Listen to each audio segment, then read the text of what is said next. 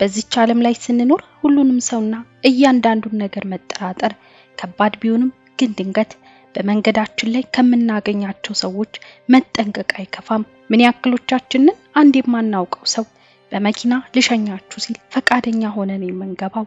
የዛሬው ታሪክን ካዳመጣችሁ በኋላ ልሸኛችሁ የሚልን ባለመኪና ማመን ይከብዳችኋል። ውድ ቤተሰቦቼ እንዲሁም አዲስ ሆናችሁ ይህን ቪዲዮ የምትመለከቱ ሰላማችሁ እንደሁልጊዜው በያላችሁበት ይብዛላችሁ እያልኩኝ ዛሬም እንደተለመደው በአዲስ ታሪክ መጥቻለሁ።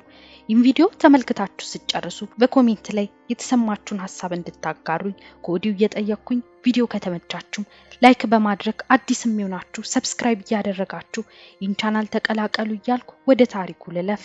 ኮለን ስቲን የጓደኛዋን ልደት ለማክበር ለጉዞ እየተዘጋጀች ነው። እሷ ከምትገኝበት ኢንጂን ከተማ ጓደኛዋ ወደምትገኝበት ኖርዘርን ካሊፎርኒያ ለማቅናት ቀለል ያለ ቦርሳ ይዛ ከቤት ወጣች። በዛን ጊዜ እሷ በምትኖርበት ከተማ ውስጥ ተጓዥ መንገደኞች ወደ እነሱ አቅጣጫ የሚሄድን መኪና እያስቆሙ እንዲተባበሯቸው መጠየቅ የተለመደ ነው። በዚህም ሜይ 19 1977 ኮሊን እሷ ወደምትሄድበት አቅጣጫ የሚሄድን መኪናን መንገድ ዳር ሆና በመጠባበቅ እንዲሸኟት ትጠይቃለች። የ20 ዓመቷ ኮሊን እጇን እየዘረጋች አውራጣቷን በማንሳት ስትጠባበቅ አንድ መኪና ጥያቄዋን ተቀብሎ ያቆምላታል። ኮሊን ግን ውስጥ ባለው ሹፌር ሁኔታ ምቾት ስላልተሰማት እሱን ትታ ሌላ መኪና መጠባበቅ ጀመረች። ሁለተኛ መኪና አጠገቧ ቆመ። አሁንም የሴትነት ስጋት ያደረባት ኮሊን ይህንንም ታልፈዋለች። ቀደም ብለው የመጡትን ሁለት ባለመኪኖች ቀልቧ ያልወደደው ቢሆንም ቀጥላ የመጣችው መኪና ግን ስጋቷን የሚያስረሳ ነበር። በውስጡ ሁለት ወጣት ሴትና ወንድ ጥንዶች ሲኖሩ ከኋላ ወንበር ላይ ደግሞ ሕፃን ልጅ ተቀምጧል። ኮሊን ከዚህ የተሻለ የምትተማመንበት መኪና አልነበረም። በእሷ እድሜ የሚሆኑ ሁለት ሴትና ወንዶች እንዲሁም ከኋላቸው ሕፃን ልጅ ነበር። ምንም ሳታቅማማ ወደ መኪናው የኋላው በር ገብታ ጉዞ ጀመሩ። መኪናውን የሚያሽከረክረው ወጣት የ23 ዓመቱ ካሜሮን ሁከር፣ ከሱ ጎን ደግሞ ባለቤቱ ጃኒስ ተቀምጣለች።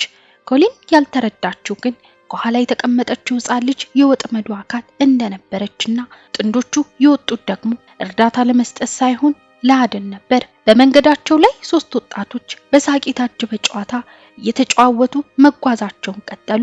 የተወሰነ ርቀት እንደተጓዙ ካሜሮን በድንገት መኪናውን በማቆም አንድ አሪፍ ነገር ላሳያችሁ እፈልጋለሁ በማለት ኮሊንንም ከመኪናው እንድትወርድ ያደርጋታል። ለድብቅ ዓላማው መሳካት ጥሩ ቦታ እንደደረሰ ያመነው ካሜሮን የያዘውን ስለት በማውጣት በኮሊን አንገት ላይ በማሳረፍ እንዳትጮህ ያስጠነቅቃታል።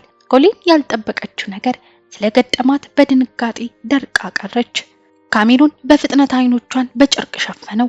ከዛም መኪና ውስጥ የነበረውን ከእንጨት የተሰራና ድምጽ ወደ ውጭ የማያስወጣትን በጭንቅላት በኩል ገብቶ እስከ አንገቷ የሚሸፍናትን ሳጥን ውስጥ ኮሊንን አስገባት። ከዛ በኋላ ምንም ብትጮህ ማንም ይሰማት አይኖርም ነበር። በጓደኛዋ ልደት ምክንያት ጥሩ ጊዜን አሳልፋለሁ ብላ የወጣችው ወጣቷ ኮሊን በጭራሽ ባልጠበቀችው አቅጣጫ ህይወቷ ተቀየረ። ይህም ቀን ከዚህ በኋላ ለምታሳልፈው የስቃይ ዓመታት የመጀመሪያው ዕለት ሆነ። ሁለቱ ጥንዶች ኮሊንን ወደ ቤታቸው ወሰዷት። አሁን ደግሞ በሌላ ሙሉ ሰውነቷ በሚያስገባ የሬሳ ሳጥን አይነት የሚመስለው ጠባብ የሆነውን ሳጥን ውስጥ እንዳለች ካልጋቸው ስር አስገቧት። ኮሊን እዚህ ሳጥን ውስጥ ተኩራምታ ተቀምጣ እንደፈለገች መንቀሳቀስ አትችልም ነበር። የሚታያት ነገር ጨለማ ብቻ ነው። እየቆየ ሲመጣ ለመተንፈስም አስቸጋሪ እየሆነባት መጣ። ካሜሮን ይህችን ምንም የማታውቀው ልጅ በቀን ውስጥ ለ23 ሰዓታት ያክል እዛች ሳጥን ውስጥ እንድትሆን ያደርጋል። ከሳጥኑ 1 ሰዓት በምትቆይበት ጊዜ ደግሞ ይደበድባታል። ምግብም አታገኝም ነበር። ይህን ሁሉ ስቃይ ሲያደርስባት ግን የመድፈር ሙከራ አልፈጸመባትም ነበር።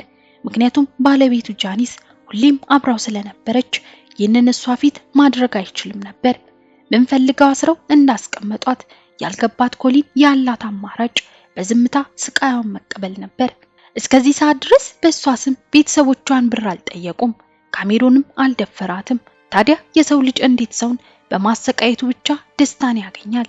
ይህ ጥያቄ ሳይመለስ ጊዜው እየነጎደ ሄደ። ለቀናቶች የኮሊን ድምጽ መጥፋትን ያላስተዋሉት ቤተሰቦቿ የ20 ዓመት ትልቅ ሴት ናት በሚል ከጓደኞቿ ጋር ረዘም ላሉ ቀናት እየተዝናናች ይሆናል የሚል ቀለል ያለ መልካም ግምት የነበራቸው ቢሆንም ሳምንታት መቆጠር ሲጀምሩ ግን ሐሳብ ገባቸው።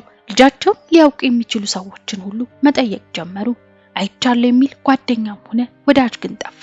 የኮሊን ድምጽ እዛች ትንሽ የጨለማ ሳጥን ውስጥ ታፍኖ እንደቀረ ወራት አለፉ። ስቃዩም እየጨመረ መጣ። ካሜሮን ቀስ በቀስ ከዛይ ሳጥን እየወጣች የምታሳልፈውን ሰዓት እየጨመረ መጣ። ነገር ግን ጨርሳ ለማምለጥ እንዳትሞክር አንድ ውሸት ይነግራታል።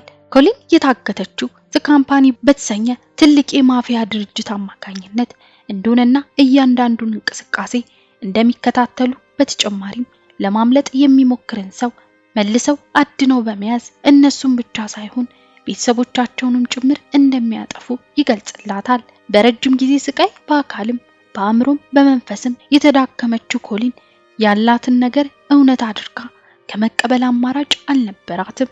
በትልቅ ተቋም እገታ ውስጥ እንደገባችና ዳግም ነፃነቷን የማግኘት ተስፋ እንዳከተመ ተሰማት። የነሱ ባሪያ መሆኗንም በፊርማ አረጋገጠች። ኮሊን በሳጥን ውስጥ የነበራት ቆይታ እያበቃ መጣ። ልክ እንደ ሰራተኛ ቤቱን እያጸዳች፣ ምግብ እያበሰለች እንዲሁም ልጆቹን በመከባከብ ለዓመታት በዚህ ሁኔታ ቀጠለች። ወደ ውጭ መውጣት ተፈቅዶላት ብቻዋን ብትወጣም ተመልሳ ወደ ቤቱ ትመጣለች። ለማምለጥም አትሞክርም ነበር። አካሏ ከዛይ ሳጥን ነፃ ብትሆንም መንፈሷ ግን እንደታሰረ ነበር። በ1981 ዓመተ ምህረት ኮሊን ከታሰረች ከ4 ዓመታት በኋላ ቤተሰቧን ሄዳ እንድትጠይቅ ተፈቀደላት። ካሜሮን ኮሊንን ሁለተኛ ሚስቱ ማድረግ በመፈለጉ አብሯት ሄደ። ከ4 ዓመታት በኋላ ልጃቸውን ለማየት የበቁት ቤተሰቦቿ ሚያዩትን ማመን አልቻሉም ነበር። ልጃቸውን እንደማያገኟት ተስፋ ቆርጠው በነበረበት ሰዓት በመከሰቷ የድንጋጤና የደስታ ስሜት ሰውነታቸውን ወረረው። ኮሊን ካሜሮን ፍቅረኛዋ እንደሆነ አድርጋ ለቤተሰቦቿ አስተዋወቀችው። እሱም በፈገግታ ተዋወቃቸው። በዚህ ሁሉ መሃል ግን ኮሊን ብዙም የማታወራ ዝምተኛና የሮቦት የሚመስል እንቅስቃሴ ነበር የምታሳየው። ቤተሰቦቿ በዚህ ያልተለመደ ተግባሯ ጥርጣሬ ቢገባቸው ምንም የተጨበጠ ነገር ስላልነበር ካሜሮንና ኮሊን ወደ መጡበት ተመለሱ። ከጊዜያት በኋላ ጃኒስ የተባለችው የካሜሮን ሚስት ካሜሮን ኮሊንን ሁለተኛ ሚስት ሊያደርግ እንደሆነ ስትሰማና እሷን ሊተካት እንደሆነ በማሰብ የመጨረሻ ውሳኔ መወሰን እንዳለባት ተገነዘበች። ጃኒስ ራሷ ተጠቂ ነበረች። ኮሊን እዚህ ወጥመድ ውስጥ በገባችበት አካሄድ ነበር እሷም የተዘፈቀችው። ለዓመታት የቆየውን በካሜሮን የደረሰባትን ስቃይ ችላ ከነሱ ጋር መኖር ብትቀጥልም አሁን ግን በሌላ ሰው ሊተካት እንደሆነ በማወቋ ልትበቀለው ወሰነች። ጃኒስ በቅድሚያ ያደረገችው ነገር ወደ እምነቷ የሃይማኖት አባት ጋር በመሄድ ሁሉንም ነገር መናዘዝ ነበር። በመቀጠልም ለኮሊን እያንዳንዱን ነገር ነገረቻት። ካሜሮን ሊያስፈራራት የነበረው ዘ ካምፓኒ የተባለው ድርጅትም ውሸት እንደሆነና ከዚህ ሁሉ ነገር ጀርባ ያለው ሰው እሱ ብቻ እንደሆነ ገለጸችላት። ኮሊን ይህንን ስትሰማ አስሯት የነበረው የስነ ልቦና ባሪነት ከላይዋ ላይ ግፍፍ ብሎ ሲነሳ ተሰማት። ለሷና ለቤተሰቧ ህይወት ስጋት ነበር ተብሎ የተነገራት ድርጅት በገሃዱ ዓለም እንደሌለ ስትረዳ 7 የስቃይ ዓመታት ያሳለፈችበትን ቤት አምልጣ ወጣች። ወደ ቤተሰቦቿ ቤት እስከምትደርስ መንገዱ ረዘመባት። የዛን ሁሉ ዓመታት የአእምሮና የስነ ልቦና ጫና ሙሉ ለሙሉ ያለቀቃት ኮሊን በቶሎ ለፖሊስ ለመደወል አልሞከረችም ነበር። ጃኒስ ግን አደረገችው። በቶሎ ወደ ፖሊስ ደወለች። በሷና ኮሊን ላይ ላደረሰው ስቃይ ክፍያ እንዲሆን ለህግ አሳልፋ ሰጠችው። ካሜሮን ሁከር በህግ ፊት ቀረበ። ኮሊን ለረጅም ጊዜ ታስራበት የነበረው ሳጥንም ፍርድ ቤት ታየ። ከእንጨት የተሰራውና ድምጽ ወደ ውጭ እንዳያስወጣ በአግባቡ በጎማ የተሸፈነውን ትንሽ ሳጥን በታየ ጊዜ ለረጅም ጊዜ በውስጡ ሰው ታስሮበት ነበር ብሎ ለማመን ይከብድ ነበር። የሰውንም አውሬነት በግልጽ ያሳየ ነበር። ፍርድ ቤት ካሜሮን በሁለቱ ሴቶች ላይ ያደረሰውን ስቃይ መርምሮ 104 ዓመታትን ፈረደበት። ካሜሮን ሁከር የኮሊንን እጅግ ውድ የሆነውን 7 የወጣትነት ዓመታት ቢነጥቃትም ቀስ በቀስ ግን ወደ እውነተኛው ህይወት ተመልሳለች። ባላግብታ ልጆችን ወልዳ የልጅ ልጅም ለማየት በቅታለች። በየዓመቱ ግን ኦገስት 10ን ከቤተሰቦቿ ጋር በመሆን እያከበረች ትኖራለች። ምክንያቱም ይህ ቀን ከዚያ ስቃይ ያመለጠችበት ነው። ውድ ቤተሰቦቼ ለዛሬ ያዘጋጀሁት ቪዲዮ ይህን ይመስል ነበር። እናንተስ በዚህ ታሪክ ላይ ምን ሐሳብ አላችሁ? ሐሳባችሁን ኮሜንት ላይ አሳውቁኝ። ለዚህ ቻናል አዲስ ሆናችሁ ሰብስክራይብ እያደረጋችሁ ተቀላቀሉ። ቪዲዮ ከተመቻችሁ ላይክ በማድረግ እንዲሁም ሼር እያደረጋችሁ ለሌሎች እንዲደርስ አግዙኝ እያልኩኝ በሌላ አዲስ ታሪክ እስክንገናኝ ድረስ ቸር ቆዩልኝ።